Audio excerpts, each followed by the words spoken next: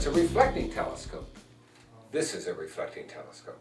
A reflector is always, or usually always, wider than a refractor. With the reflecting telescope, as opposed to the light coming in here and you looking at it from the behind like we did with the refractor, the light comes in here and, as you can see, is bounced off the mirror, the primary mirror.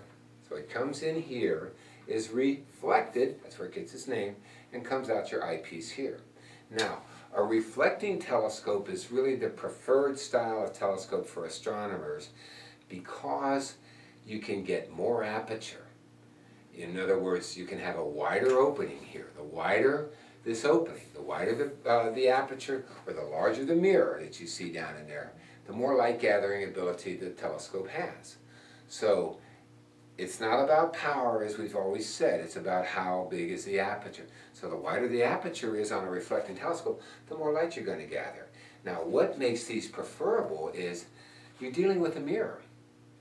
A mirror, when you grind a mirror for a reflecting telescope, you only have to polish one surface. With a refractor, you have to polish 4 surfaces, which makes the telescope much more expensive. So a reflector telescope is going to offer you more light gathering ability for less money. In other words, you're going to get more bang for your buck with the reflector telescope if your main interest is astronomical viewing.